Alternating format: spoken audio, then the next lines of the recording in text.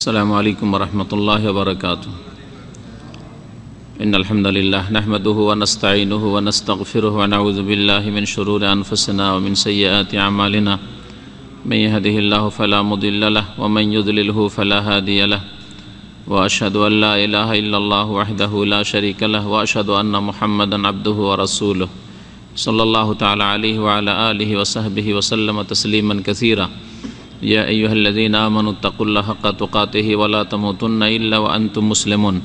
يا أيها الناس اتقوا ربكم الذي خلقكم من نفس واحدة وخلق منها زوجها وبث منهما رجالا كثيرا ونساء واتقوا الله الذي تساءلون به والأرحام إن الله كان عليكم رقيبا.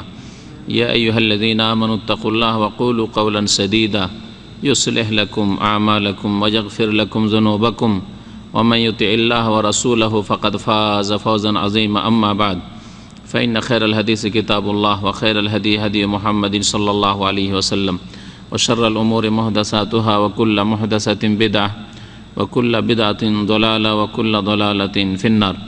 أعوذ بالله من الشيطان الرجيم. ولهن مثل الذي عليهن بالمعروف وللرجال عليهن درجة. সম্মানিত ভাতৃমণ্ডলী, আল্লাহ পাক রব্বুল আলমিনের সমস্ত প্রশংসা যে আল্লাহ পাক রব্বুল আলমিন মানুষকে সমস্ত সৃষ্টির ওপর সম্মানিত করেছেন। আল্লাহ পাক রব্বুল আলমিন মানুষকে দুই ভাগে ভাগ করেছেন, নর এবং নারী।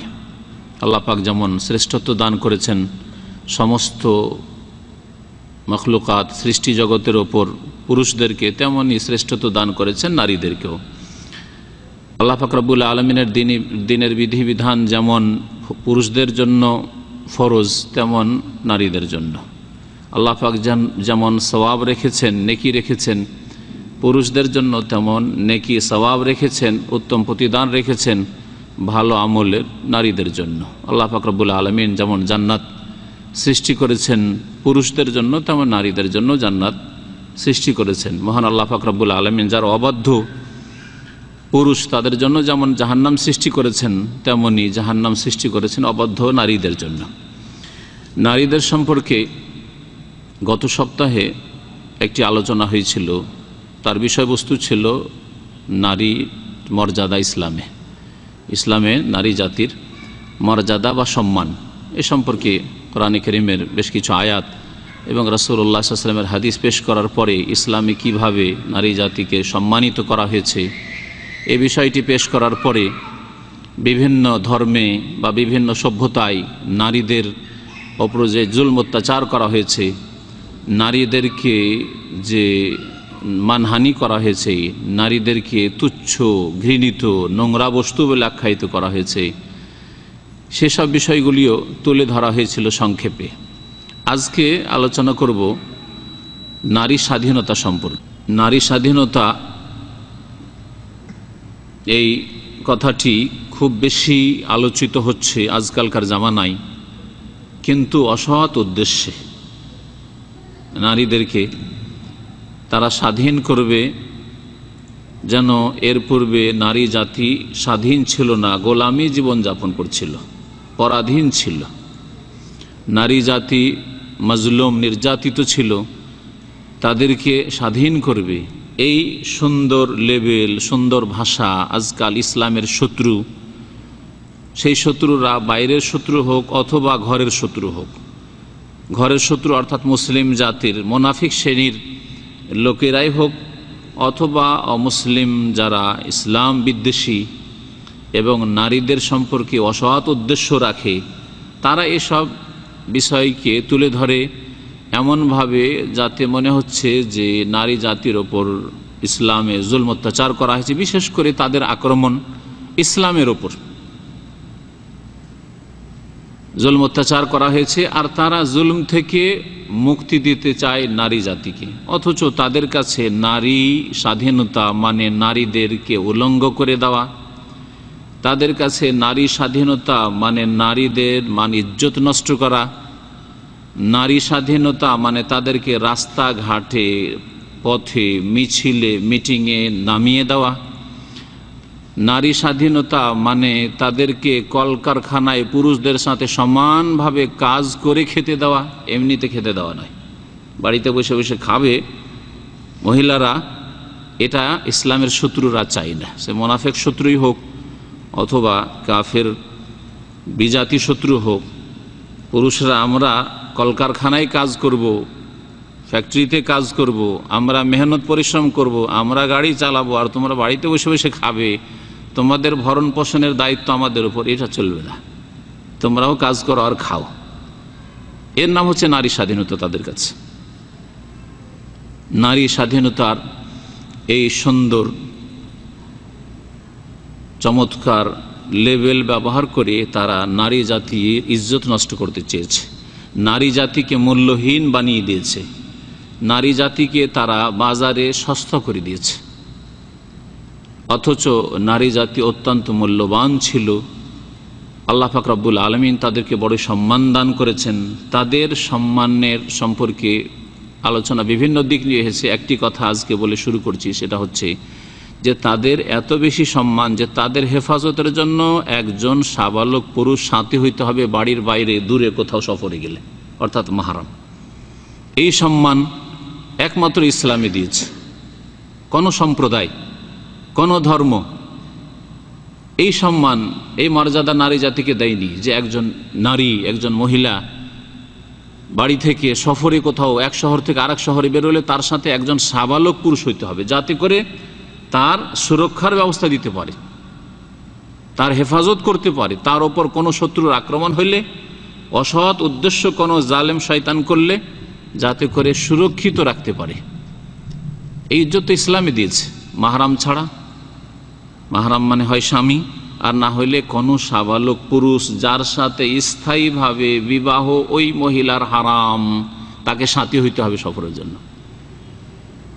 সৌদি আরব থেকে বাংলাদেশ সফর করবে, ঢাকা থেকে আপনার গ্রামের বাড়ি সফর করবেন, হ্যাঁ, ইউনিভার্সিটি থেকে বেরিয়ে যেখানে ইচ্ছা সেখানে যাবে, তার সাথে কোনো আপন আত্মীয় সাবালক পুরুষ নেই, যাতে যে কোনো শয়তান অসৎ উদ্দেশ্য করতে পারে। আল্লাহ পাক রব্বুল আলামিন তা হারাম করেছেন। এতে কি সম্মানিত করা হয়নি? অবশ্যই সম্মানিত করা হয়েছে। একটা করে বডিগার্ড প্রত্যেক মহিলার সাথে থাকতে হবে, না হলে সে কোথাও বাইরে সফর করতে পারবে না। আল্লাহ পাক সম্মানিত করেছেন।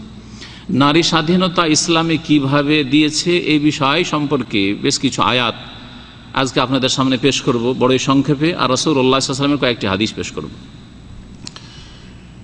আল্লাহ পাক রব্বুল আলামিন দ্বীনে ইসলামকে বিশেষ করে নারী জাতির জন্য রহমত স্বরূপ পাঠিয়েছেন।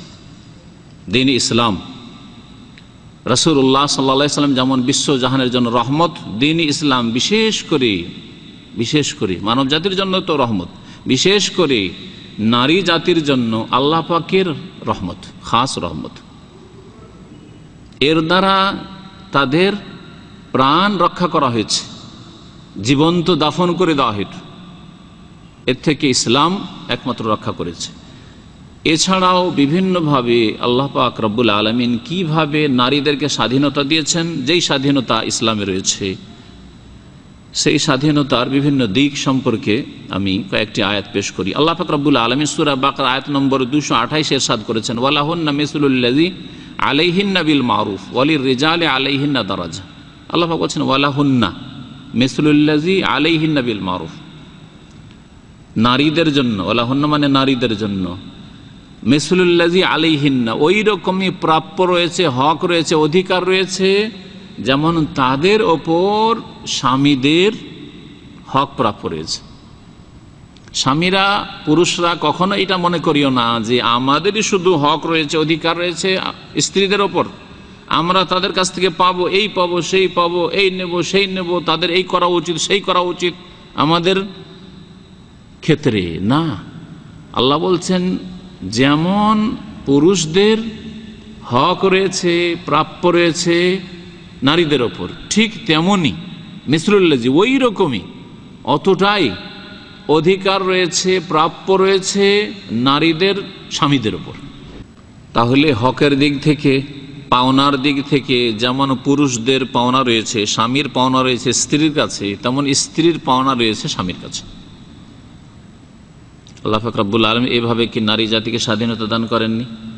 হ্যাঁ, যে তুমি পরাধীন নও, তুমি গোলাম নও, তুমি দাসী নও, তুমি চাকরানি নও, বরং তোমারও অধিকার রয়েছে, হক রয়েছে স্বামীর কাছে, যেমন তোমার স্বামীর হক রয়েছে তোমার কাছে, তোমার উপর।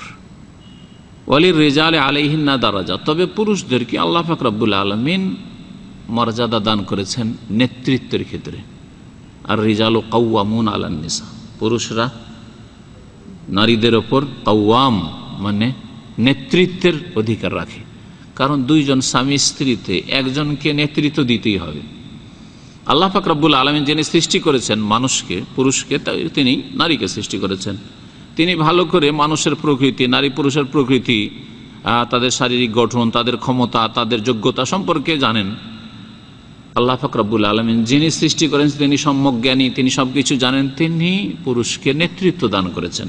নারীকে যদি নেতৃত্ব বাড়িয়ে দেওয়া হইতো তাহলে অশান্তি ছাড়া আর কিছু থাকতো না, কোনোদিন পারিবারিক শান্তি হইতো না, দেশে শান্তি আসবে না। নবী করিম সাল্লাল্লাহু আলাইহি ওয়াসাল্লাম বলেছেন, নারীর নেতৃত্ব থাকলে লা ইউফলিহা কওমুন ওয়াল্লাহু আমরুহুম ইমরাহ, ওই জাতি কখনোই সার্বিক কল্যাণ পাবে না, মঙ্গল পাবে না, শান্তি পাবে না, যেই জাতি নিজের নেতৃত্ব নারীকে দিয়ে দেবে। নিজে যদি দিয়ে দেয় আর আপনি যদি না দেন, আর কেউ যদি চলে আসে গায়ের জোরে, তাহলে আল্লাহ পাক রব্বুল আলামিন আপনাকে মাফ করবেন। আল্লাহ পাক রব্বুল আলামিন দ্বীনে ইসলামে নারীদেরকে স্বাধীনতা দান করেছেন। এ সম্পর্কে আরো একটি আয়াত শুনেন, সূরা নিসার আয়াত নম্বর 19। মহান আল্লাহ ইরশাদ করেছেন, ওয়া আশিরুহুন্না বিল মারুফ, নারীদের সাথে তোমরা ভালো আচরণ করো, তাদের সাথে জীবন যাপন করো। ওয়া আশিরুহুন্না বিল মারুফ, ভালো ব্যবহারের সাথে। রাত দিন একসাথে থাকতে হচ্ছে, একই বাড়িতে জীবন যাপন করতে হবে, যেই দিন থেকে আপনার দাম্পত্য জীবন শুরু হয়েছে মওত পর্যন্ত। ওয়া আশিরুহুন্না বিল মারুফ, ভালো আচরণের সাথে তাদের সাথে জীবন যাপন করো। ফাইন কারিহতুমুহুন্না, চলাফেরার ক্ষেত্রে যদি তোমাদেরকে স্ত্রীদের পক্ষ থেকে কিছু অপ্রীতিকর লাগে, অপছন্দনীয় লাগে, স্বাভাবিক। একজনকে আল্লাহ পূর্ণতা দান করেননি, আপনাকে আল্লাহ পূর্ণতা দান করেননি, আপনার মধ্যে কিছু ঘাটতির দিক থাকতে পারে, আপনার স্ত্রীকেও খারাপ লাগে, কিন্তু মেনে নিতে হবে যদি শান্তির সাথে জীবন যাপন করতে হয়। ভালো দিকগুলি দেখতে হবে, যখন খারাপ দিকে নজরে ভেসে উঠবে তখন ভালো দিকগুলিকে দেখতে হবে, যে ভালো তো দিক আছে। আল্লাহ পাক পুরুষদেরকে, কারণ তাদের কাছে নেতৃত্ব রয়েছে, নেতৃত্বের পাওয়ারে যাতে করে জুলম অত্যাচার না করে, নিজের দোষ তো ধরা পড়েন না, নিজের দোষ সম্পর্কে কখনো চিন্তা করেন না, নিজের পাছায় নাপাকি লেগে আছে ও দেখতে চায় না, কিন্তু শুধু অপর পক্ষের শুধু নাপাকি অপবিত্রতা নজরে আসে। কিছু লোকের স্বভাব এরকম আছে, অপরের দোষ শুধু দেখে। ওই রকমই স্বামী হিসাবে তার নিজের দোষ খুঁজে পায় না, শুধু স্ত্রীর দোষ খুঁজে পায়। আল্লাহ বলছেন, ফাইন কারিহতুমুহুন্না, তাদের কিছু জিনিসকে যদি তোমরা অপছন্দ করো, তোমাদের জন্য অপ্রীতিকর হয়, ফাআসা আন তাকরাহু শাইআন, হতে পারে যে কোনো কিছুকে তোমরা অপছন্দ করছো। স্ত্রী অলস, বাকি সব ভালো, দিন ভালো, পরেশগারি ভালো, ঈমান ভালো, ইসলাম ভালো, পর্দা ভালো, মিথ্যা কথা বলে না, অনেক ভালো দিক আছে। একটা দিক সুন্দরী নয়, একটা দিক হলো, বাকি অন্য অন্য অনেক দিক ভালো আছে, বিশেষ করে দিনের দিক ভালো আছে। ফাজফার বিজাতিদ দিন, নবী সাল্লাল্লাহু আলাইহি ওয়াসাল্লাম বলছেন, তোমরা দিনদার নারীকে পেয়ে সফল কাম হয়ে যাও, সাকসেসফুল হয়ে যাও। ভালো, সব কিছু ভালো, দু তিনটে দিক ভালো পাচ্ছেন না। অনেক মহিলা আছে, অনেক মানুষের ত্রুটি অনেক, আপনার যেমন আছে, আমার আছে, তেমন নারীদেরও আছে। পেটে কথা হজম হয় না, কথা রাখতে পারে না, পেটে কথা হজম হয় না, সব ভালো, কিন্তু কিছু কিছু কথা গিয়েও বাবার বাড়ি বলে দেয়, খারাপ লাগে আপনাকে, যেটা আপনি পছন্দ করেন না, অথবা বান্ধবীদেরকে বলে দেয় যেটা পছন্দ নয়। এইরকম যে কোনো খারাপ গুণ হতে পারে। আল্লাহ বলছেন, ফাআসা আন তাকরাহু শাইআন, হতে পারে কোনো কিছুকে নারীদের পক্ষ থেকে অপছন্দ করছো, ওয়া ইয়াজআল আল্লাহু ফীহি খায়রান কাসীরা, কিন্তু তাতে আল্লাহ পাক বহু কল্যাণ রেখেছেন, তাতে আল্লাহ বহু কল্যাণ রেখেছেন।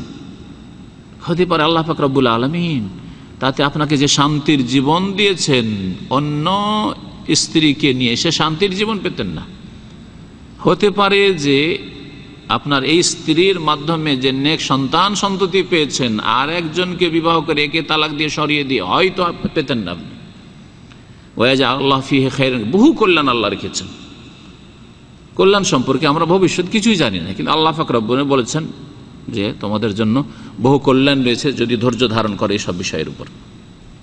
এইভাবে নারীদেরকে আল্লাহ পাক রব্বুল আলামিন স্বাধীনতা দান করেছেন। তাদের সাথে সদাচরণ করো, তাদের মধ্যে খারাপ দোষ থাকতে পারে, কথায় কথায় ধরে নিও না, ছাড় দাও। নারীদেরকে আল্লাহ পাক রব্বুল স্বাধীনতা দিয়েছেন বিবাহ শাদীর ক্ষেত্রে। অভিভাবক, বাবা হোক, ভাইয়েরা হোক, চাচা হোক, আর অন্য কেউ আপনজনরা হোক, বাবা নেই হয়তো অন্যরা আছে বা বংশের লোকেরা আছে, অনেক সময় বিবাহ শাদীতে বাধা হয়ে দাঁড়ায়। আল্লাহ পাক রব্বুল আলামিন এই বিষয়টিকে বিভিন্ন অবস্থা সম্পর্কে উল্লেখ করে। তার মধ্যে একটি অবস্থা হচ্ছে যে স্ত্রীর হয়তো তালাক হয়ে গেছে, তালাক হয়েছে কিন্তু 3 তালাক হয়নি, মানে স্থায়ীভাবে চিরকালের জন্য হারাম হয়নি। 2 তালাক পর্যন্ত হয়েছে, 1 তালাক হয়েছে, 1 তালাক হয়ে ইদ্যত পার হয়ে গেছে, 3 মাস পার হয়ে গেছে, 3 হাইজ পার হয়ে গেছে, 2 তালাক হয়ে 3 মাসিক পার হয়ে গেছে। তারপরে ইচ্ছা করলে যে স্বামী ছিল সে স্বামী থেকে বিচ্ছিন্ন হয়ে গেছে, কিন্তু বিবাহ করতে পারে। এখন সেই মহিলা বলছে আমি আমার যে আগের স্বামী যে তালাক, যে তার কাছে আমি ফিরে যাব, কিন্তু আত্মীয় স্বজন বাবা বলছে যে ওর কাছে ফিরে যেতে দেবো না, ও তালাক দিয়েছে আবার ওর কাছে ফিরে যেতে দেবো না, ওর কাছে ফিরে যেতে দেবো না। এইরকম যদি বাধা সৃষ্টি করে ওলি, অভিভাবক, বাবা হোক, ভাইরা হোক, বংশের লোকেরা হোক, আল্লাহ তাদেরকে নিষেধ করছেন। তাহলে এখানে আল্লাহ কিভাবে নারীদেরকে স্বাধীনতা দিচ্ছেন? ফালা তা'দুলুহুন্না, আল্লাহ পাক বলছেন সূরা বাকারা আয়াত নম্বর 232-এ, ফালা তা'দুলুহুন্না, তাদেরকে বাধা দিও না যে না তোমাদের বিয়ে করতে দেবো না, তোমাকে আর ওকে বিয়ে করতে দেবো না, ওর ঘরে যেতে দেবো না, ওর সংসারে যেতে দেবো না। এই ক্ষেত্রে স্বাধীনতা আছে। শুধু তাই নয়, পছন্দের ক্ষেত্রে, চয়েসের ক্ষেত্রে আপনি শুধু পেছনে গাইড করবেন বিবাহের ক্ষেত্রে, ওলির কাজ, কিন্তু পছন্দের ক্ষেত্রে এই ছেলের যোগ্যতা এইরকম, এই ছেলের গুণাবলী এইরকম, এই ছেলে এমন, মেয়ে বিবাহ করবে না করবে না তার অনুমতি হইতে হবে, তার সম্মতি হইতে হবে।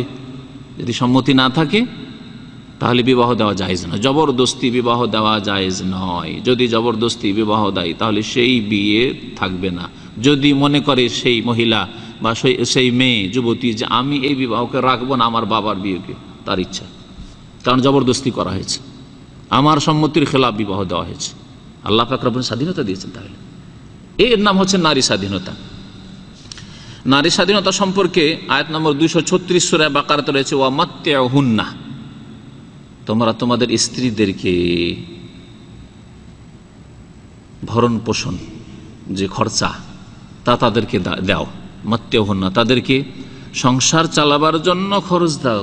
অনেকে বিদেশে থাকেন, বাড়িতে থাকেন না, বাইরে থাকেন, অনেকে জালেম খরচা দিতে চান না, অনেকে বিবাহ শাদী করার পরে ওই মেয়ের স্ত্রীর বাবার বাড়ি রেখে দিয়েছেন, ভাইদের বাড়ি রেখে দিয়েছেন, খরচ খরচা ঠিকভাবে দেন না। আল্লাহ বলছেন অমাত্তিউহুন্না, খরচ কেমন দিতে হবে, কি অনুপাতে দিতে হবে? আল্লাহ বলছেন আলাল মুসি কাদারুহু ওয়া আলাল মুকতিরি কাদারুহু, যে ব্যক্তি সচ্ছল সে সচ্ছলতা সাধ্য মতো, যেমন তার সাধ্য আছে, সচ্ছলতা আছে, তেমন সে দেবে, সে অনুপাতে দিবে। ওয়া আলাল মুকতিরি, আর যে ব্যক্তি অসচ্ছল, অভাবী, গরিব মানুষ, তাহলে অভাবী মানুষ যেমন অভাবী লোকেরা এলাকায় খরচ খরচা দেয় এবং তাতে চলে যায়, সেই রকম দেবে। সকলে একরকম দেবে না। আপনি পয়সাওয়ালা মানুষ আর ওই গরিব গ্রামের গরিবের মতো আপনি খরচ দেবেন, তা চলবে না। ওইরকম একজন গরিবের স্ত্রী বলবে যে অমুক গ্রামের একজন ধনীর কথা বলছে যে অমুক তার স্ত্রীকে এইরকম শাড়ি দেয়, এইরকম কাপড় দেয়, এইরকম খরচ দেয়, মাসিক এত টাকা করে দেয়, আর তুমি দিচ্ছ না, না চলবে না। দুইজনে সৌদি আরবে চাকরি করে বা বিদেশে চাকরি করে, একজন 500 রিয়াল মাসে পায় আর একজন 2000 রিয়াল পায়, দুইজনে সমান খরচ দেবে না, কখনো সমান খরচ দেবে না। তো আল্লাহ পাক রব্বুল আলামিন তাদের ব্যয় বহন করতে বলছেন, খরচ দিতে বলছেন। আমি এর আগে অনেকবারই বলেছি, আবার বলছি যে কোন মেয়েকে আল্লাহ পাক রব্বুল আলামিন তাদের পেটের চিন্তা করতে বলেননি, তাদের শরীরে কি কাপড় পরবেন এই চিন্তা করতে বলেন, কোনখানে বাস করবে এর ব্যবস্থা তুমি করো হে মেয়ে, হে মহিলা। আল্লাহ পাক রব্বুল আলামিন এই চিন্তা করতে বলেননি। কোনো না কোনো পুরুষ দুনিয়াতে আছে যার ওপর মেয়েদের ব্যয় বহন আল্লাহ ফরজ করে রেখেছে। কেউ যদি না থাকে, শেষখানে মুসলিম সরকার, দেশের শাসক, তার উপর আল্লাহ ফরজ করেছেন। কোনো মেয়ে যদি এমন থাকে দেশে, যার দেখাশোনার জন্য তার বাবা নেই, ভাই নেই, চাচা নেই, আত্মীয় স্বজন নেই, বংশের লোক নেই, তাহলে ফাসুলতান ওয়ালিউ মাল্লা ওয়ালি আল্লাহ, সুলতান, দেশের শাসক, দেশের সরকার, ওই মেয়ের, ওই মহিলার অভিভাবক, দায়িত্বশীল, যার কোনো ওলি নেই, অভিভাবক নেই। নবী করিম সাল্লাল্লাহু আলাইহি ওয়াসাল্লামের হাদিস।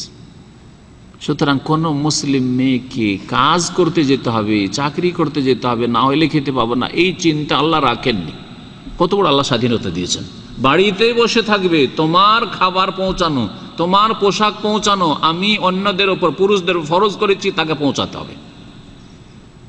আল্লাহ কিভাবে স্বাধীনতা দিয়েছেন নারীদেরকে। পক্ষান্তরে অমুসলিম সমাজে চলে যান, অমুসলিম সমাজে তো এক শ্রেণীর লোক আছে, তাদেরই সংখ্যা বেশি, যারা বিবাহ শাদী ছাড়াই অস্থায়ী, যতদিন মন মিলল লিভ টুগেদার করে, মানে একসাথে মহিলা পুরুষ অবৈধ জেনার জীবনযাপন, ব্যভিচারের জীবনযাপন করে পশ্চিমা সভ্যতায়।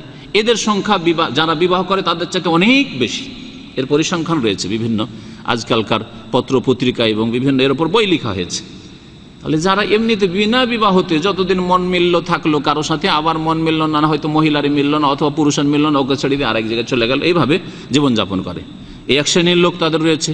আর এক শ্রেণীর লোক রয়েছে যারা বিবাহ শাদী করে। এই দুই শ্রেণীর অবস্থা পশ্চিমা সভ্যতায়, যে দুজনকে ইনকাম করতে হবে। আর যেমন বন্ধু বান্ধব নিয়ে আপনারা 2 দিন যদি আপনি বিল দেন, হোটেল বিল, হোটেলে বন্ধুকে নিয়ে গিয়ে, তো পরে ওই বন্ধু চিন্তা করে যে আমার বন্ধু তো এর আগে 2 দিন বিল দিয়েছে, তো আমাকেও বিল দিতে হবে, এটা আমার করণীয়। একবার আপনি বিল দেন, আর একবার আপনার বন্ধু দেয়। হ্যাঁ, এইভাবে বন্ধুদের সাথে আমাদের মুসলিম সমাজে চলাফেরা করে। ঠিক পশ্চিমা সভ্যতায় নারীদের সাথে এই বদ আচরণ করা হয়। স্ত্রী হইল, তোমার গতকালকে আমি বিল দিয়েছি, আজকে তুমি বিল দেবে। আর দুইজনে চাকরি করতে হবে, দুইজনে ইনকাম করতে হবে। লিভ টুগেদার করলে, এই ব্যভিচারের জীবনযাপন করলেও একদিন আমি বিল দিচ্ছি, তোমাকে আজকে বিল দিতে হবে। আমি সংসারে কিছু খরচ দিচ্ছি, তোমাকে দিতে হবে। এর নাম নারী স্বাধীনতা। সুবহানাল্লাহ, কত আসমান জমিন পার্থক্য দ্বীন ইসলামের, আল্লাহ পাকের রহমত এবং এই অমুসলিম সভ্যতায়। আল্লাহ পাক রব্বুল আলামিন বাসস্থান দেওয়া সম্পর্কে নারীদেরকে সূরা তালাকের আয়াত নম্বর 6 ইরশাদ করেছেন, আসকিনুহুন্না মিন হাইসু সাকানতুম মিন উজদিকুম। তোমরা তোমাদের স্ত্রীদেরকে বাসস্থান দান করো, বা নারীদেরকে বাসস্থান দান করো, মিন হাইসু সাকানতুম, যেখানে তোমরা থাকবে, যেরকম ঘরে তোমরা থাকবে, মিন উজদিকুম, তোমাদের আর্থিক যোগ্যতা অনুপাতে। তো আর্থিক যেমন যোগ্যতা রয়েছে, সেই যোগ্যতা মোতাবেক স্ত্রীদেরকে বাসা দিতে হবে। এবং বাসা কেমন দেবেন? যেমন বাসায় আপনি থাকেন, আপনি যেমন বাসায় থাকেন তেমন আপনার পরিবারের যে নারীরা রয়েছে, স্ত্রী রয়েছে, যে মহিলার স্বামী নেই, ধরেন মা আছে, বিধবা, তাহলে ছেলেরা যেমন ঘরে থাকবে মাকে তার চাইতে ভালো দেবেন। হ্যাঁ, তার চাইতে নিচু শ্রেণীর ঘরে রাখবে না, কাঁচা ঘরে মাকে, হ্যাঁ সে পাকা ঘরে থাকে, এমনটা করবে না। এইরকমই বোনেরা আছে, হয় তালাক প্রাপ্তা, না হয় বিধবা, বা এখন অবিবাহিতা, বিবাহ হয়নি, বোনেরাকে রাখিবে ওই রকম ধরনের ঘরে, ওই রকমই বাসস্থান দেবে যেমন আপনার বাসস্থান আছে। যদি বাবার যোগ্যতা না থাকে, বাবা ইন্তেকাল করে গিয়ে থাকে, তাহলে এই দায়িত্ব ফরজ হয়ে যায় ভাইদের ওপর। আল্লাহ পাক রব্বুল সূরা তালাকের আর একটি অংশে বলছেন, আয়াত নম্বর 6, ওয়ালা তুদাররুহুনা লিতুদাইয়িকু আলাইহিন্না। জাহেলিয়াতের যুগে, এটা জাহেলিয়াতের যুগের আচরণ ছিল। আর আজকাল অনেক বদ প্রকৃতির পুরুষরা এই কাজ করে। সেটা হচ্ছে মহিলাদেরকে পেরেশান করে, জুলম অত্যাচার করে, যাতে পালিয়ে যায়, না থাকে, রাখার ইচ্ছা হয় না। কিন্তু হয়তো সামাজিক বাধা রয়েছে, পারিবারিক বাধা রয়েছে, যে বলবে যে তোমাকে রাখবো না, ছেড়ে দেবো, তালাক দিয়ে দেবো, এইসব বলছে না, পেরেশান করতে থাকে, মারধর করতে থাকে, টর্চার করতে থাকে, মানসিক অশান্তি করতে থাকে, যাতে আর না থাকতে পারে। আল্লাহ বলছেন ওয়ালা তুদাররুহুন্না, নারী জাতিকে তোমরা ক্ষতিগ্রস্ত করিও না, তাদের ক্ষয়ক্ষতি করিও না, তাদের উপর জুলম অত্যাচার করিও না। লিতুদাইয়িকু আলাইহিন্না, তাদের উপর সংকীর্ণ করে দিই, তাদের জীবন যাপন সংকীর্ণ করে দিই, অশান্তির জীবন, এমন অশান্তি হয়ে গেছে ও যেতে বাধ্য। আরো চালাকি, যদি আমি তালাক দিই তা আমাকে মোহরানা দিতে হবে না, আমি তালাক দেবো না, ও তালাক চেয়ে নিক, তাহলে আর মোহরানা দিতে হবে না, আমাকে খোলা নিয়ে যাবে, আর মোহর লাগবে না। 2-4-5 লাখ টাকা আজকাল যেসব লোকেরা মোহরানা বাঁধছে, আর দেওয়ার ইচ্ছা নেই, এখন একে রাখতেও পারবো না, কিন্তু তালাক দিতে চাইলেই আবার দিতে হবে, সুতরাং তালাক দেবো না, একে মারধর করব, একে অশান্তি করব, তাহলে এ নিজে থেকে চলে যাবে, আর মোহর লাগবে না। আল্লাহ নিষেধ করছেন। কিভাবে আল্লাহ পাক নারীদেরকে স্বাধীনতা দান করেছেন? নারীদের স্বাধীনতা সম্পর্কে আল্লাহ সূরা নিসার আয়াত নম্বর 24 ইরশাদ করেছেন, ফাআতুহুন্না উজুরাহুন্না ফারিদা, মোহর যে দিতে হবে, সেই মোহর সম্পর্কে বলছেন নারীদেরকে দেও, উজুরাহুন্না, তাদের মোহরানা, ফারিদা, আল্লাহর পক্ষ থেকে যা ফরজ, আল্লাহর পক্ষ থেকে যা ফরজ এবং যা নির্ধারিত করা হয়েছে, যার ওপর তোমাদের চুক্তি হয়েছে, সেটা দাও। আজকাল অনেক লোকেরা জিজ্ঞাসা করে যে আমার বিয়ের সময় 2 লাখ টাকা মোহরানা কাবিন করেছে, এই করেছে, সেই করেছে, 3 লাখ করেছে, আর আমি তো অভাবী, বা আমাকে কি এত টাকায় দিতে হবে? হ্যাঁ, আল্লাহ বলছেন ফারিদা, যা নির্ধারিত হয়েছে তা দিতে হবে। তখন বলতে লজ্জা লেগেছিল, সেখানেই বিয়ে করতে হইতো, সেখানেই বিয়ে করতে হইতো, তুমি দিতে পারবে না, তো অন্য জায়গায় খুঁজো। আল্লাহ বলছেন ফারিয়া, যা নির্ধারিত হয়েছে তাই ফরজ, তা দিতে হবে। এইভাবে আল্লাহ পাক নারী জাতিকে সম্মানিত করেছেন এবং নারী জাতিকে স্বাধীনতা দান করেছেন। নারী জাতির স্বাধীনতা সম্পর্কে আরো শুনেন, আল্লাহ পাক ইরশাদ করেছেন সূরা নিসা আয়াত নম্বর 7, ওয়ালিন নিসাই নাসিবুন মিম্মা তারাকাল ওয়ালিদান ওয়াল আকরাবুন, যেমন পুরুষরা ধন সম্পদ কোন মৃত ব্যক্তির পায়, তেমন মহিলারাও পাবে। আল্লাহ বলছেন ওয়ালিন নিসাই নাসিবুন, নারীদেরও নসিব রয়েছে, নসিব মানে অংশ রয়েছে, এই জন্য ভাগ্যকে নসিব বলা হয়, আরবি ভাষা, এটা কোরআনের ভাষা।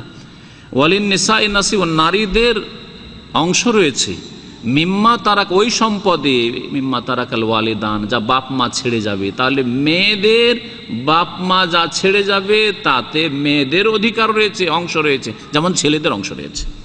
ওয়াল আকরাবুন, এমনকি আত্মীয় স্বজন যা ছেড়ে গেছে, স্বামী ছেড়ে গেছে, ভাইরা ছেড়ে গেছে, ভাই ছেড়ে গেছে, আর ভাইয়ের নিজের ছেলে নেই হয়তো, এমন কেউ নেই যে সবগুলো অংশ নিতে পারবে, ইত্যাদি। এইভাবে বিভিন্ন অবস্থায় নারীরা ধন সম্পদ থেকে বাবা মায়ের আত্মীয় স্বজনদের ভাগ পাবে। আল্লাহ এই কথা কোরআনে কারিমে বলে তাদেরকে স্বাধীনতা দান করেছেন। যেখানে নারীদেরকে ব্যবসায় সামগ্রী, কেনা বেচার বস্তু মনে করা হইতো, সেই পরিবেশে আল্লাহ এইভাবে নারীদেরকে স্বাধীনতা দান করেছেন। নারীদের আমলের ক্ষেত্রে আল্লাহ বলছেন ওয়ালিন নিসাই নাসিবুম মিম্মা ইকতাসাবনা, যেমন পুরুষরা যে কর্ম করবে সেই কর্ম মোতাবেক নেকি পাবে, সওয়াব পাবে আল্লাহ পাকের কাছে। আল্লাহ বলছেন ওয়ালিন নিসাই নাসিবুন, নারীদের জন্য অংশ রয়েছে মিম্মা ইকতাসাবনা, ওই আমলে, ওই কর্মে যা তারা উপার্জন করবে। তাহলে ভালো কাজ যদি নারীরা করে তাতেও আল্লাহ পাক রব্বুল আলামিন তাদের জন্য ওই রকমই নেকি রেখেছেন যেমন পুরুষদের ক্ষেত্রে রেখেছেন। কিভাবে আল্লাহ পাক সমান এই ক্ষেত্রে অধিকার দিয়েছেন, ন্যায্য অধিকার দিয়েছেন। আপনি দিনের দাওয়াতের কাজ করেন, যেমন আপনি দিনের দাওয়াতে কাজ করে নেকি নিতে পারেন, তেমন আপনার স্ত্রীও নিতে পারেন। যে কোনো নেকির কাজে যেমন আপনি অংশ নিতে পারেন, সেই কাজ যদি নারী দ্বারা সম্ভব হয় তাহলে সেই কাজে নারীও অংশ নিতে পারে। ওয়ালিন নিসাই নাসিবুম মিম্মা ইকতাসাবনা ওয়াসআলুল্লাহ মিন ফাদলিহি, আল্লাহ পাক রব্বুল আলামিন একে অপরের উপর যে শ্রেষ্ঠত্ব দান করেছেন, আল্লাহ পাক বলছেন যে আল্লাহর কাছে তার অনুগ্রহ তোমরা চাইতে থাকো। সূরা নূরের আয়াত নম্বর 33-এ মহান আল্লাহ ইরশাদ করেছেন ওয়া আতুহুম মিম্মা আলিল্লাযী আতাকুম। জাহিলিয়াতের যুগে যখন দাস দাসী প্রথা ছিল এবং বাস্তবেও দাস দাসী ছিল, তো দাস দাসীরা অনেক সময় মনিবের সাথে চুক্তি করে নিত যে এত টাকা দিয়ে তোমার এই দাসত্ব থেকে মুক্ত হয়ে যাব। তারপরে তারা বিভিন্ন জায়গায় সাহায্য চাইতো মানুষের কাছে, যে আমি এইরকম আমার মালিকের সাথে চুক্তি করেছি, এত টাকার বিনিময়ে আমাকে আমার মালিক স্বাধীন করবে, সুতরাং এই ক্ষেত্রে সাহায্য করো। আল্লাহ পাক রব্বুল আলামিন কোরআনে কারীম নাযিল হওয়ার সাথে সাথে বললেন যে যেসব দাস অথবা দাসী মালিকের সাথে কিতাবাত করেছে, মানে লেখাপড়া করে নিয়েছে, এত টাকা দিয়ে আমি এই দাসত্ব থেকে মুক্ত হয়ে যাব, তাদেরকে আল্লাহ পাক তোমাদেরকে যে ধন সম্পদ দিয়েছেন সেই ধন সম্পদ থেকে দান করো। ওয়া তুহুম মিম্মা লিল্লাহ, আল্লাহর ধন সম্পদ থেকে এই দাস দাসীদেরকে দান করো। দাসীদেরকে আল্লাহ পাক দিতে বলছেন। আল্লাযী আতাকুম, যে আল্লাহ তোমাদেরকে তার এই ধন সম্পদ দিয়েছেন। তাহলে আপনার কাছে আমার কাছে যে ধন সম্পদ আছে সেটাকে আল্লাহ বলেন মালুল্লাহ, আপনার মাল ধন নয়, আমার ধন সম্পদ নয়। ওয়া আতুহুম মিম্মা লিল্লাহ, আল্লাহর ধন সম্পদ বলা হয়েছে। আল্লাহ পাক রব্বুল আলামিন এই ধন সম্পদ আপনার কাছে আমানত রেখেছেন। আপনার কাছে যে ব্যাংক ব্যালেন্স আছে, আপনার জমি জায়গা আছে, আপনার বাড়ি ঘর আছে, এগুলি আল্লাহ পাকের। আল্লাহ বলছেন মালুল্লাহ, আল্লাহ পাকের মাল ধন, কিন্তু আপনার কাছে আমার কাছে আমানত আছে। এই আমানতে যদি খেয়ানত করেন, তার অপব্যবহার করেন, অপচয় করেন, হারাম কাজে লাগান, গুনার কাজে লাগান, তাহলে আল্লাহ পাক ছিনিয়ে নেবেন। এইভাবে আল্লাহ পাক নিয়ামত ছিনিয়ে নেন, একজনের কাছ থেকে ছিনিয়ে আরেকজনকে দিয়ে দিচ্ছেন।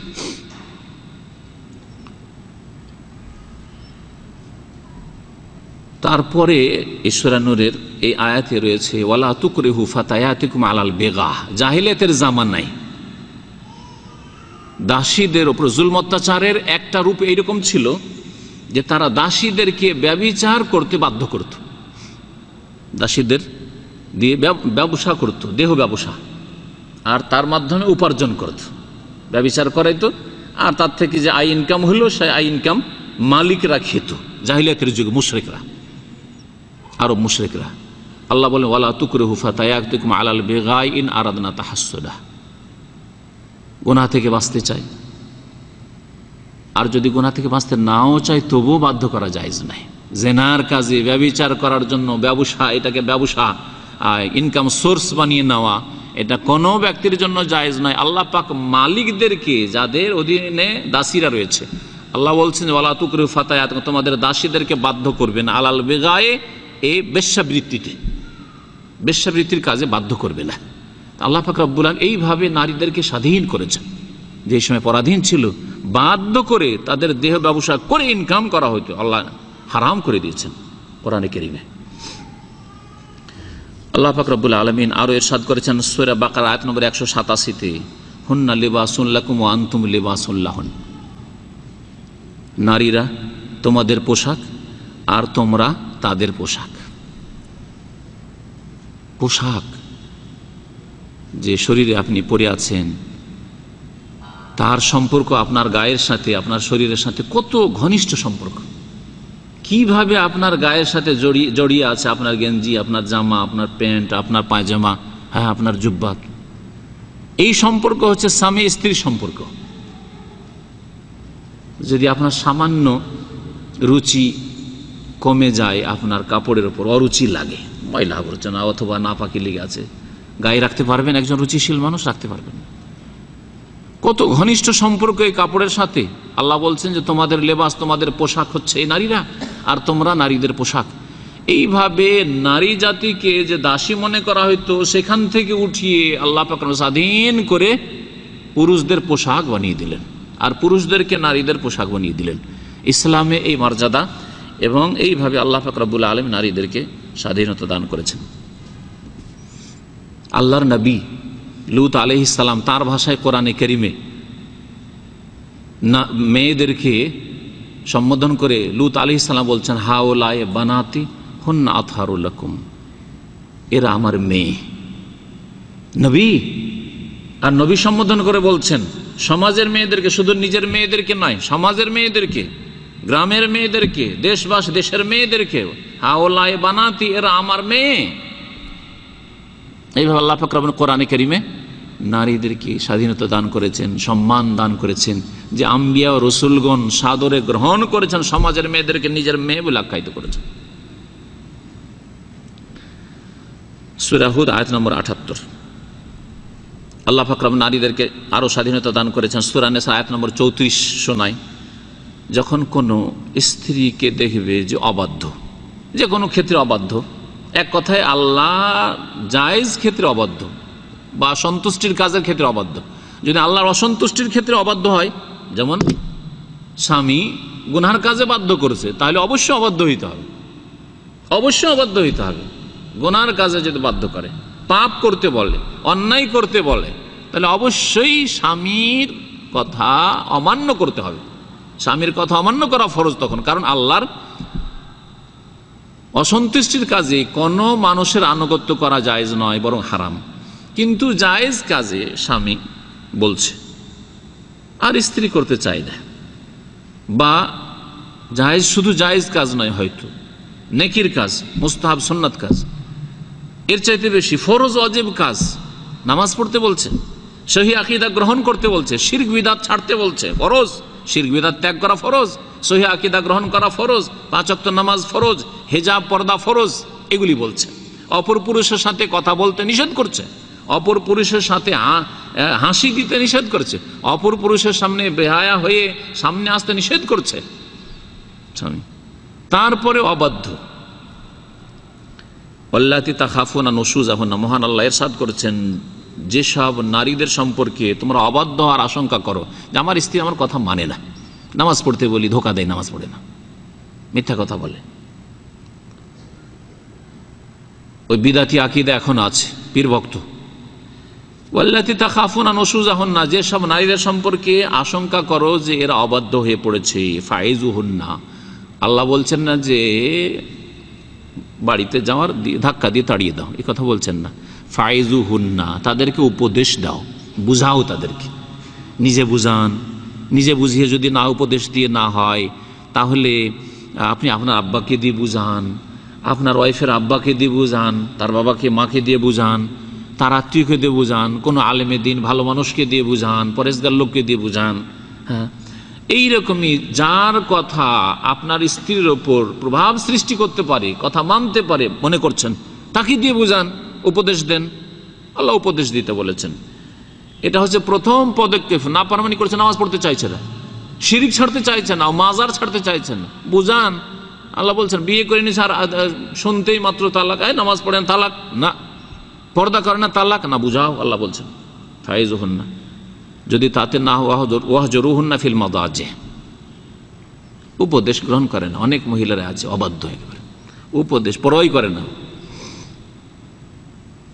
বেশি স্বাধীন রাস্তাঘাটে নেমে গেছে, বেহায়া হয়ে গেছে, কোনো কথা শুনতে চায় না।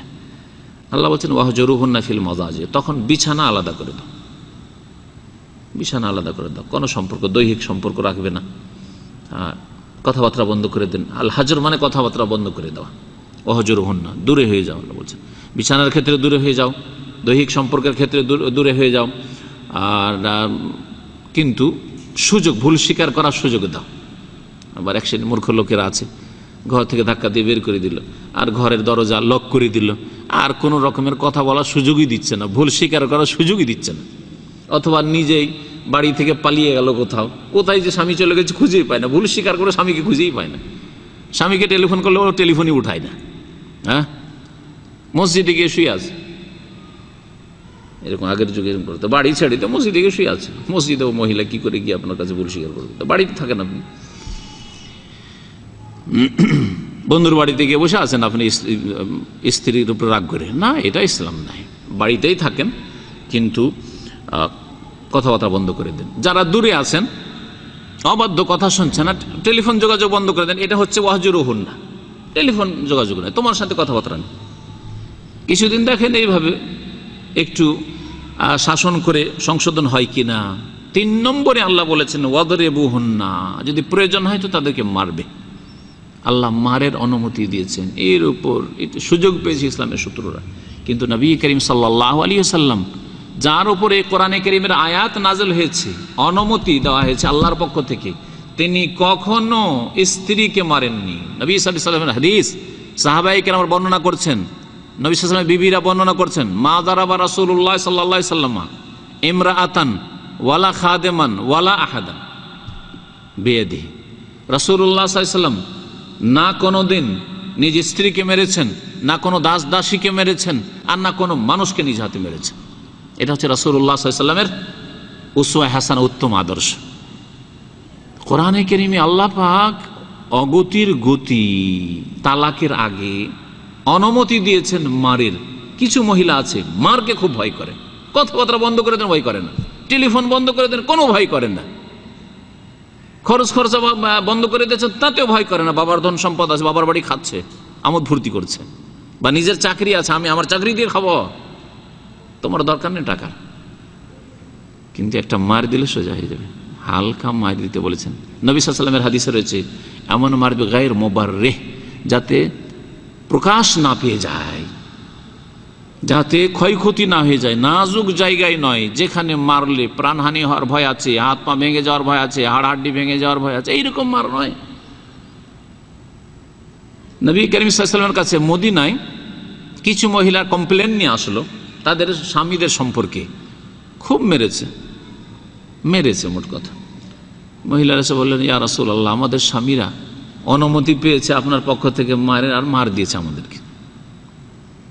তারপরে কি বলেছেন শুনে রাসূলুল্লাহ সাল্লাল্লাহু আলাইহি ওয়াসাল্লাম বলছেন, উলাইকা লাইসু বিখিয়ারিহিম, উলাইকা লাইসু বিখিয়ারিহিম, যেই লোকেরা স্ত্রীকে মেরেছে তারা ভালো মানুষ নয়, তারা ভালো মানুষ নয়, ভালো মানুষ নয়। তাহলে অনুমতি থাকা এক জিনিস, অগতির গতিতে আর আপনার অহরহ এই মারধর করা, এটা হচ্ছে আর এক জিনিস, জুলম, মারধর।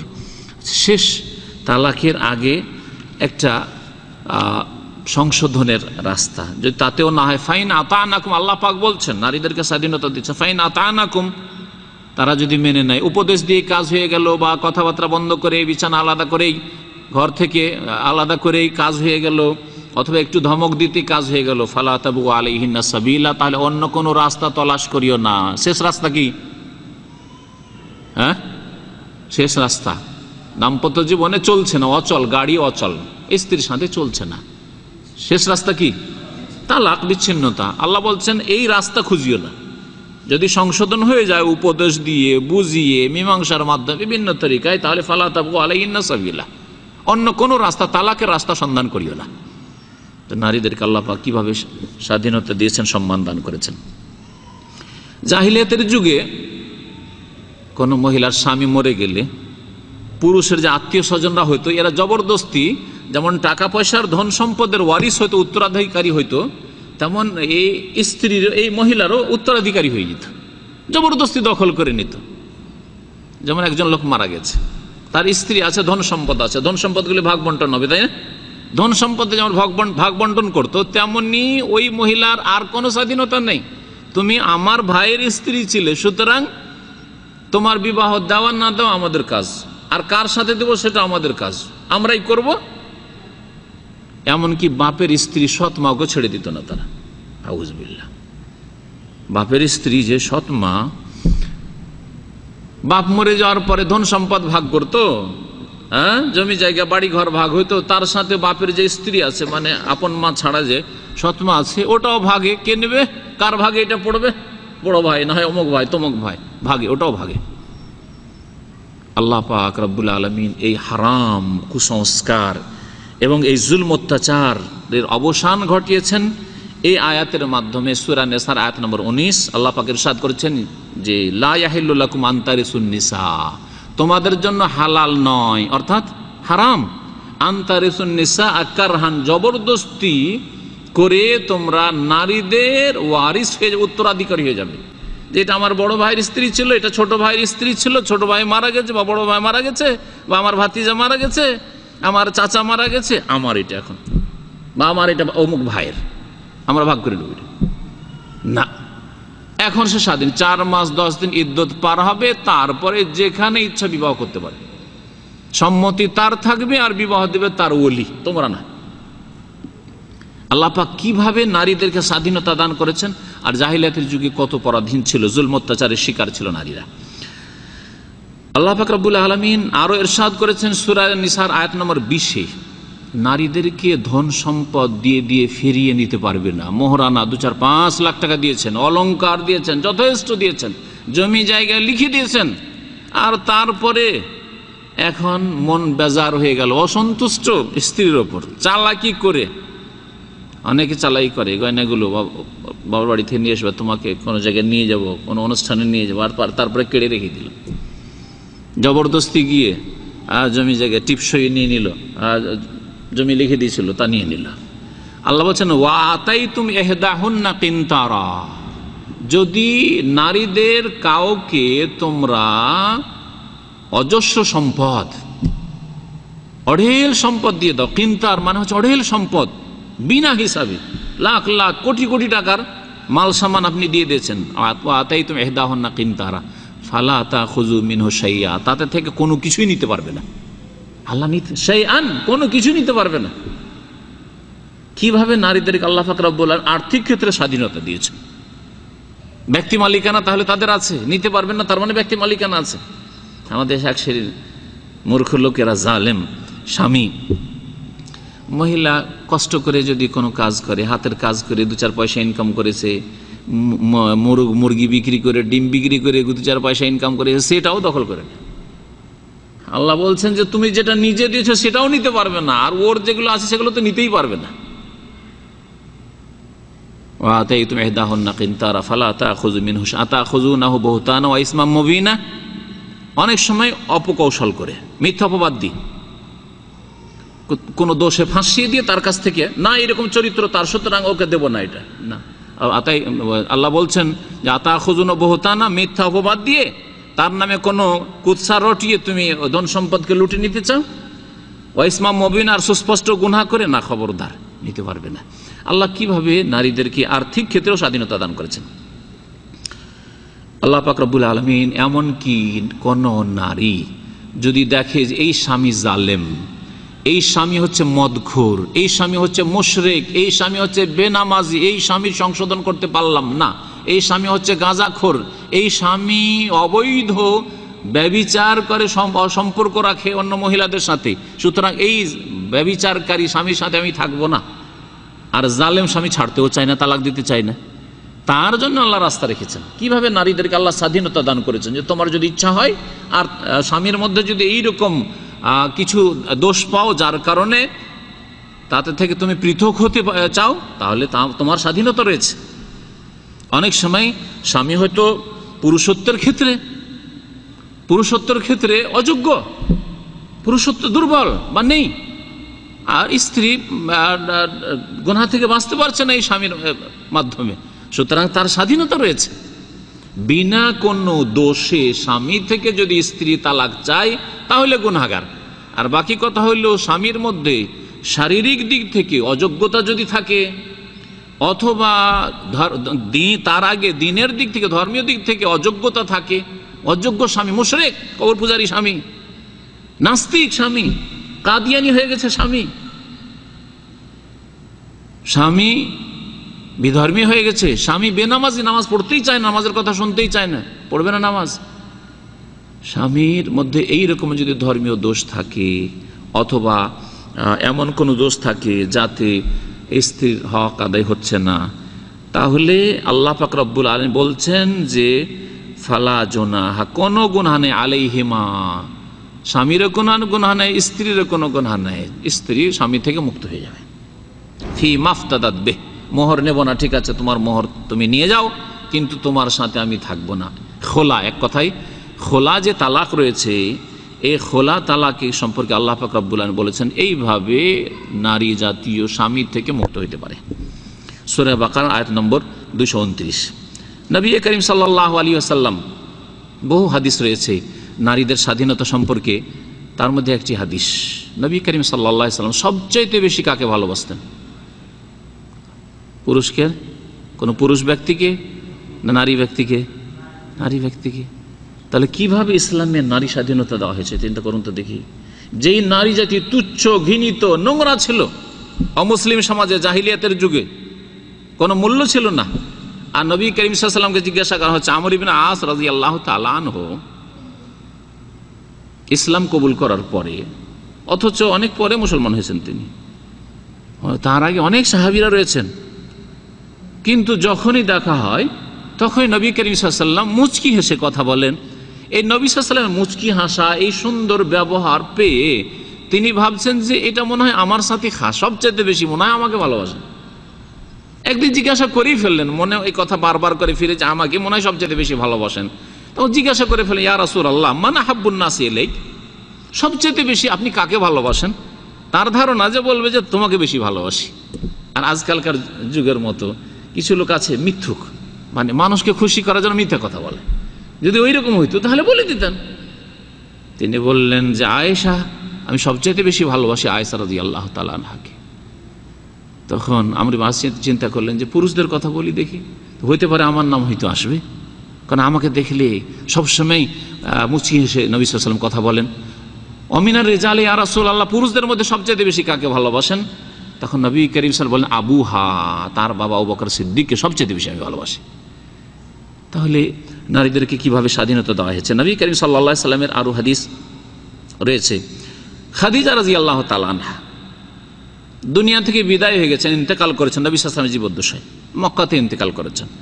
তারপরে নবী করিম সাল্লাল্লাহু আলাইহি ওয়াসাল্লামের বাড়িতে যে কোনো ভালো কিছু, ভালো খাবার তৈরি হইতো, গোশত বা আর কিছু ভালো খাবার তৈরি হয়েছে, তখন খোঁজ করতেন যে খাদিজা রাদিয়াল্লাহু তাআলা বান্ধবী কি আছে আশেপাশে, বান্ধবী কি আছে, আর বলতেন ইযহাবু বিহা আলা ফুলানা, যাও এই উপহারটা, এই উপঢৌকন, এই খাবারটা অমুক মহিলার কাছে নিয়ে যাও, ফাইন্নাহা কানাত সাদিকাতান লি খাদিজা, কারণ ওই মহিলা আমার প্রথম স্ত্রী খাদিজা রাদিয়াল্লাহু তাআলা আনহার বান্ধবী ছিল, বান্ধবী ছিল।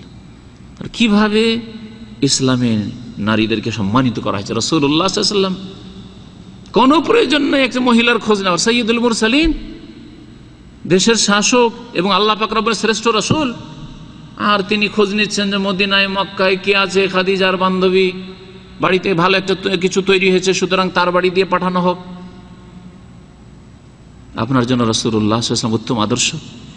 ইন্তেকাল করে গেছে, তারপরে স্ত্রী, কত সুন্দরী সুন্দরী স্ত্রী পেয়ে গেছেন, তারপরে ভুলেননি, সে বয়সিকা মহিলাকে ভুলেননি রাসূলুল্লাহ সাল্লাল্লাহু আলাইহি ওয়াসাল্লাম।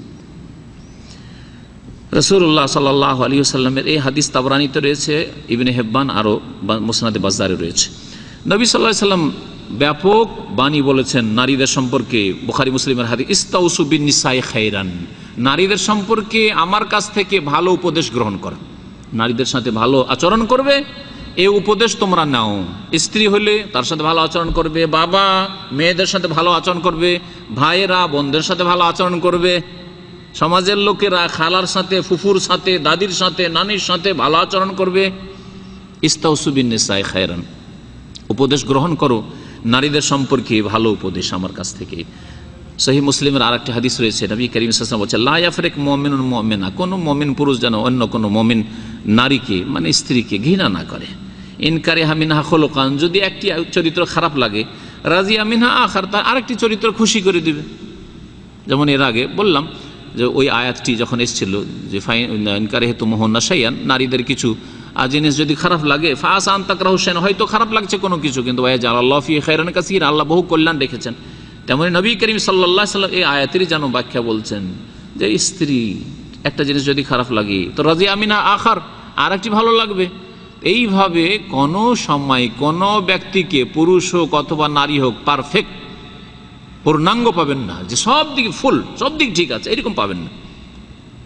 কোনো ক্ষেত্রে না কোনো ক্ষেত্রে ত্রুটি আছে, আর সুতরাং ভালো দিকগুলি দেখতে হবে। নবী করিম সাল্লাল্লাহু আলাইহি ওয়াসাল্লাম আরেকটি হাদিস আছে মুসনাদ আহমদে, আবু দাউদ, তিরমিজিতে, ইন্নামান নিসাউ শাকাইকুর রিজাল, নারীরা পুরুষদের আপন বোন, শাকাইক, শাকিকাতুন বলা হয় আপন বোনকে, আপন বোন। এইভাবে নারীদেরকে আল্লাহ পাক রব্বুল আলামিন সম্মানিত করেছেন, নারী পুরুষদের সমান করে দিয়েছেন, ন্যায্য অধিকার দিয়েছেন, সুবিচার কায়েম করেছেন।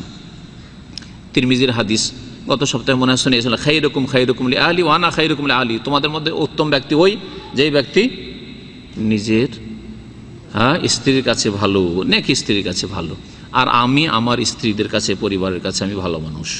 নবী করিম সাল্লাল্লাহু আলাইহি ওয়াসাল্লামের আর এক দুটি হাদিস শোনাই আপনাদের জন্য। দু একটি হাদিস নতুনও রয়েছে, মুসলিম শরীফ একটি হাদিস রয়েছে, ফাত্তাকুল্লাহ ফিন নিসা, নারীদের ক্ষেত্রে আল্লাহকে ভয় করবে। আল্লাহকে যদি ভয় করেন আপনার স্ত্রীর ক্ষেত্রে, আপনার বোনদের ক্ষেত্রে, আপনার মা, খালা, দাদি, নানির ক্ষেত্রে, তাহলে কখনো বাড়াবাড়ি হবে না। যখনই দেখবেন যে আমার গায়ে জোর আছে, আমি আমার স্ত্রীর চাইতে সবল, আমি নেতৃত্ব দিচ্ছি, আমি খরচ করছি, যখন দেখবেন আমার বোন এগুলোকে আমার ব্যয় বহন করতে হচ্ছে, খরচ করতে হচ্ছে, এগুলোর জন্য আমাকে বোঝা উঠাইতে হচ্ছে, তখন আল্লাহকে ভয় করবেন। আল্লাহকে ভয় করলে কখন আপনার দ্বারা জুলুম অত্যাচার হবে না। যখনই আপনার মনে হবে যে এই বুড়ি দাদিকে খাওয়াই লাভটা কি, এই খালাকে দিয়ে লাভটাই বা কি, এই ফুফুকে দিতে হবে, লাভটা কি, আল্লাহকে ভয় করো, আল্লাহকে ভয় করো। ফাত্তাকুল্লাহ ফিন্নিসা, নারীদের সম্পর্কে আল্লাহকে ভয় করো। ফাইন্নাকুম আখাযতুমুহুন্না বিআমানিল্লাহ, বিশেষ করে স্ত্রীদের সম্পর্কে নবী করিম সাল্লাল্লাহু আলাইহি ওয়াসাল্লাম বলছেন যে তোমরা নারীদেরকে, স্ত্রীদেরকে যে গ্রহণ করেছো আল্লাহ পাকের বিআমানিল্লাহ, আল্লাহ পাকের নিরাপত্তার মাধ্যমে। আল্লাহ পাক নিরাপত্তা দান করেছে স্বামী স্ত্রীর জীবনে। আল্লাহ পাক রব্বুল আলামিনের সাথে যে চুক্তি, আল্লাহ যদি হালাল না করতেন হালাল হইতো? হালাল হইতো না। আল্লাহ পাক রব্বুল আলামিন একটি কথার মাধ্যমে ইজাব কবুল, কবুল করলাম তো হালাল হয়ে গেল, তার আগে পর্যন্ত হালাল ছিল না। আল্লাহ পাক রব্বুল আলামিন ওয়াস্তাহলালতুম ফুরুজাহুন্না বিকালিমাতিল্লাহ, আল্লাহ পাকের বাণীর মাধ্যমে তোমরা তাদের লজ্জাস্থানকে হালাল করেছো, না হলে হালাল হইতো না। সুতরাং নারীদের ক্ষেত্রে আল্লাহকে ভয় করবে। ওর শেষ অংশে রয়েছে ওয়ালাহুন্না আলাইকুম রিজকুহুন্না ওয়া কিসওয়াতুহুন্না বিল মারুফ, আর তোমাদের ওপর তাদের খাদ্য দেওয়া আর তাদের পোশাক দেওয়া ফরজ করা হয়েছে। তাহলে আল্লাহ পাক রব্বুল আলামিন দেখেন, যখনই আপনি কোনো মেয়েকে তার বাবার বাড়ি থেকে নিয়ে আসলেন, ভাইদের কাছ থেকে নিয়ে আসলেন, আপনার উপর ওই স্ত্রীর রিজিক ফরজ হয়ে গেল, খাওয়া দাওয়া ফরজ হয়ে গেল, ভরণ পোষণ পোশাক পরিচ্ছদ ফরজ হয়ে গেল। যদি তালাক হয়ে চলে যায় তাহলে আবার বাবার উপর ফরজ, বাবা না থাকে ভাইদের উপর ফরজ। এইভাবে আল্লাহ পাক রব্বুল পুরুষদের উপর নারীদের ব্যয় বহনকে ফরজ করে রেখেছেন। সহিহ মুসলিমের হাদিস, মুসনাদ আহমদ একটি হাদিস রয়েছে যে আযামুহা আজরান আদ-দিনার আল্লাযী তুনফিকু আলা আহলিক, সাদকা দান খায়রাত সম্পর্কে নবী করিম সাল্লাল্লাহু আলাইহি ওয়াসাল্লাম বলছিলেন সাহাবায়ে কেরামদেরকে, বলতে গিয়ে বললেন সবচাইতে বেশি নেকি ওই একটি টাকাই বা দিনারে, স্বর্ণ মুদ্রায়, যেটা আল্লাযী তুনফিকুহু আলা আহলিকা, যেটা তোমার পরিবারের ওপর খরচ করবে। মসজিদে খরচ করলেন, মাদ্রাসায় খরচ করলেন, এতিমের ওপর খরচ করলেন, বিধবার ওপর খরচ করলেন, গ্রামের গরিব দরিদ্রের ওপর খরচ করলেন। কিন্তু সবচেয়ে বেশি নাকি কোন টাকাতে, যেই টাকাটা আপনি খরচ করলেন কার ওপর? আপনার পরিবারের ওপর। কারণ আপনার পরিবারের খরচ, আপনার স্ত্রীর খরচ একমাত্র আপনার উপর ফরজে আইন, আপনার উপরে ফরজ। পক্ষান্তরে মসজিদ তৈরি করা ফরজে কিফায়া, আপনার গ্রামবাসীর ওপর ফরজ, তার মধ্যে আপনি একজন, ঠিক না? আপনার বোনদের ভরণ পোষণ ফরজ আপনার উপর, আপনার যদি আরো 2-4টা ভাই থাকে তাদের উপর ফরজ, তাহলে ফরজে কিফায়া, কয়েক ভাই মিলে ফরজ। কিন্তু আপনার স্ত্রীর উপর ভরণ পোষণ, তার খরচ খরচা একমাত্র আপনার ফরজ। কিন্তু আমাদের মুসলিম সমাজে কিছু মূর্খ লোকেরা রয়েছে, বাবাও মূর্খ, বাবার ছেলেরাও মূর্খ, যে বিয়ে করেছে সেও মূর্খ, আর যে ছেলে বিয়ে করেছে তার বাবা মা তারাও মূর্খ বড়। মনে করে যে আমি বিয়ে করে তো রেখে চলে এসি বাড়িতে, আর আমার বাপ বেঁচে আছে, আবার আমি কেন দেবো, আমার উপর আবার কি দায়িত্ব রয়েছে, আমার বাবার উপর দায়িত্ব। মূর্খ সমাজ, জি মূর্খ পরিবার, এদের দিনের জ্ঞান কিছু নেই। আপনি বিয়ে করেছেন, আপনার ফরজ জবাবদিহি আপনাকে করতে হবে। অনেক ক্ষেত্রে স্ত্রীরা এইভাবে জুলমের শিকার হয়, এ মনে করে যে আমার বাবা মার জমি জায়গা তো আছে, আর বাবাকে তো টাকা আমি অ্যাকাউন্টে পাঠিয়েই দিচ্ছি, আর আমার স্ত্রীকে খরচ করা আমার বাবা দেবে, ওর দায়িত্ব খোঁজই নেই না। জালেম আপনি, যদি আপনার বাবা মা না দেয় জবাবদেহি আপনাকে করতে হবে। এই জন্য আপনি আপনার জবাবদেহি সম্পর্কে সজাগ হবেন, আপনার দায়িত্ব ঠিকভাবে পালন করবেন। নবী করিম সাল্লাল্লাহু আলাইহি ওয়াসাল্লামের মুসনাদ আহমদের আরেকটি হাদিস, হাদিসটি হাসান, মিন সাআদাতি ইবনে আদম আল মারআতুস সালিহা, আদম সন্তানের পুরুষদের ভাগ্যবান হওয়ার একটি দিক হচ্ছে নেক সতী স্ত্রী, পরেজগার স্ত্রী, নামাজি স্ত্রী, ধার্মিক স্ত্রী, পর্দানাসীন স্ত্রী, ভালো স্ত্রী। এই হচ্ছে মানুষের ভাগ্যবান হওয়ার একটা বড় দিক, নবী করিম সাল্লাল্লাহু আলাইহি ওয়াসাল্লাম বলেছেন। এইভাবে নারীদেরকে আল্লাহ পাক সম্মানিত করেছেন এবং নারীদেরকে স্বাধীনতা দান করেছেন। নবী করিম সাল্লাল্লাহু আলাইহি সাল্লাম তার বিবিদের সাথে একই পাত্রে গোসল করতেন, একই পাত্রে। রাসূলুল্লাহ সাল্লাল্লাহু আলাইহি ওয়াসাল্লাম স্ত্রীকে সাথে গোসল করছেন, অথচ স্ত্রীদেরকে তুচ্ছ ঘৃণিত মনে করা হইতো, সমাজে কোনো অবস্থান ছিল না। এইভাবে নারীদেরকে আল্লাহ পাক স্বাধীনতাও দান করে সম্মানিত করেছেন। বুখারী মুসলিমের হাদিস। নবী করিম সাল্লাল্লাহু আলাইহি সাল্লামের আর একটি হাদিস রয়েছে ওয়াইন্নাকা মাহমা আনফাকতা মিন নাফাকাতিন ফাইন্নাহা সাদাকা, যে কোনো খরচা করবে তুমি সেটা হচ্ছে সাদাকা। হাত্তা লোকমা আল্লাতি তারফাওহা ফি ইমরাতিকা, যে কোনো দান খায়রাত করবে সেটা হচ্ছে সাদাকা, যে কোনো খরচ করবে সেটা হচ্ছে সাদাকা। এমনকি যেই লোকমা, লোকমা মানে বুঝতেছেন, লোকমা, এই লোকমা এক মুঠ খাবার উঠিয়ে যদি আপনি আপনার স্ত্রীর মুখে দেন, মুখে দেওয়া মানে হাতে উঠিয়ে দেওয়ার নাই, উঠিয়ে দেন মানে ব্যবস্থা করেন, আপনার স্ত্রীর নাস্তার ব্যবস্থা করলেন, আপনার স্ত্রীর দুপুরের খানার ব্যবস্থা করলেন, আপনার স্ত্রীর রাতের খানার ব্যবস্থা করলেন, এই হচ্ছে মুখে উঠিয়ে দেওয়া। মুখে উঠিয়ে দেওয়া মানে এই নয় যে মুখে উঠিয়ে উঠিয়ে খাওয়াইতে হবে, কোনো জরুরি নয়, সুন্নত নয়। তো এটা হচ্ছে সাদাকা। রাসূলুল্লাহ সাল্লাল্লাহু আলাইহি ওয়াসাল্লাম বলেছেন এইভাবে নারীদেরকে আল্লাহ পাক সম্মানিত করেছে দিন ইসলামে। এক মহিলা আসলেন, আসার পরে বলছেন যে ইয়া রাসূলুল্লাহ সাল্লি আলাইহি ওয়া আলা যাওজি, আমার জন্য একটু দোয়া করে দেন আর আমার স্বামীর জন্য একটু দোয়া করে দেন, আমার জন্য এবং আমার স্বামীর জন্য দোয়া করে দেন। স্বামী স্ত্রী দুজনের জন্য দোয়া চাইল এক মহিলা। নবী করিম সাল্লাল্লাহু আলাইহি ওয়াসাল্লাম বলেন সাল্লাল্লাহু আলাইকা ওয়া আলা যাওজিকা, আল্লাহ তোমার উপর রহমত করুক, রহম করুক, রহমত নাজিল করুক, আর তোমার স্বামীর ওপরও যেন আল্লাহ পাক রহমত নাজিল করুক। ওয়া আলা যাওজিকি, মুসনাদ আহমদের হাদিস, আবু দাউদের হাদিস, হাদিসটি সহিহ। এইরকম বহু হাদিস রয়েছে যেসব হাদিস স্পষ্ট প্রমাণ করে যে আল্লাহ পাক রব্বুল আলামিন নারীদেরকে স্বাধীনতা দান করেছেন, সম্মানিত করেছেন, শ্রেষ্ঠত্ব দান করেছেন। আল্লাহ পাক রব্বুল আলামিন নারীদেরকে সমাজে মর্যাদা দান করেছেন, পরিবারে মর্যাদা দান করেছেন। আর আলহামদুলিল্লাহ অনেকটাই মুসলিম সমাজে বাস্তবে দেখা যায়, আমাদের মুসলিম সমাজে মহিলা যত বয়স বাড়ে তত বাড়িতে পরিবারে শ্রদ্ধা সম্মান পায়। দাদিকে কত সম্মান করে চিন্তা করেন তো, করে না? হ্যাঁ, শাশুড়িকে বৌমারা কত সম্মান করে, শ্রদ্ধা করে। তারপরে স্বামী স্ত্রীর যত বয়স হয় তত বেশি তার আদর স্নেহ বাড়ে। এ আমার সাথে 25 বছর ধরে আছে, 30 বছর ধরে আছে, আমার এই ছেলে মেয়েদেরকে মানুষ করলো, আমার সংসারকে কোথা থেকে কোথায় উঠালো, আমার সাথে কত সহযোগিতা করলো। এই অনুভূতিগুলি মুসলিম সমাজে আলহামদুলিল্লাহ অনেকটাই আছে, যার ফলে মহিলাদের বয়স যত বেশি বাড়ে মুসলিম সমাজে, ইসলামিক সভ্যতায়, তত বেশি তারা সম্মানিত হয়। আমাদের সমাজে দেখবেন দাদি কত শ্রদ্ধার পাত্র, হ্যাঁ, দাদিকে কত শ্রদ্ধা, সবাই নাতিরা আসছে, নাতিরা আসছে, নানি কত শ্রদ্ধার পাত্র, সবাই শ্রদ্ধা করছে বাড়ির, তাই না?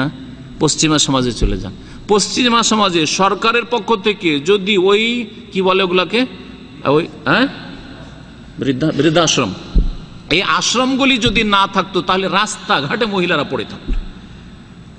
পশ্চিমা দেশে যেসব মহিলাদের সংখ্যা বেশি, গত সপ্তাহে বলেছে মহিলারা ইসলাম সবচেয়ে বেশি গ্রহণ করছে, আর তারা বলছে এই জন্যই আমরা ইসলাম গ্রহণ করছি যে ইসলামে যেভাবে আমাদের নিরাপত্তা দেওয়া হয়েছে, যেভাবে সম্মান দেওয়া হয়েছে, আমাদের সমাজে দেওয়া হয়নি। মুসলিম পরিবারে মহিলা বয়স হলে তার সম্মান বেড়ে যায়, আর আমাদের সমাজে আমাদের মূল্য কতক্ষণ থাকে, যতক্ষণ আমাদের যৌবন আছে। যৌবন শেষ হয়ে গেলে সেই জালেম স্বামীর কাছে পশ্চিমা সভ্যতায় কোনো মূল্য নেই, সেটা হচ্ছে ছোবার মতো। সাজনার সবজি খান তো, হ্যাঁ, ডাঁড়ির সবজি খান, তার স্বাদটা খেয়ে ছোবাটাকে ফেলে দেয়, হ্যাঁ, অথবা আম খেলেন বা ফল খেলেন আর তারপরে তার চোচাটাকে কি করছেন, ফেলে দিচ্ছেন, লাউ কুমড়ো চোচাটাকে ফেলে দিচ্ছেন। খেজুর খাচ্ছেন, খেজুর চুষে চুষে খেয়ে বিচিটাকে ফেলে দিলেন। এ হচ্ছে পশ্চিমা সমাজে মহিলাদের অবস্থা, ওই খেজুরের বিচির মতো, হ্যাঁ, আর ওই সবজির চোচার মতো, আর বিভিন্ন যে খাদ্যগুলো রয়েছে সেগুলোতে ছোবা রয়েছে, ছোবাগুলির মতো খেয়ে দিয়ে ফেলে দাও। যৌবনকে চুষে নেওয়ার পরে এখন 40 বয়স হয়ে গেছে, এর আর রূপ লাবণ্য নেই, আর সৌন্দর্য নেই, আর একটা খুঁজে নাও, একে তাড়িয়ে দাও, একে ছেড়ে দাও।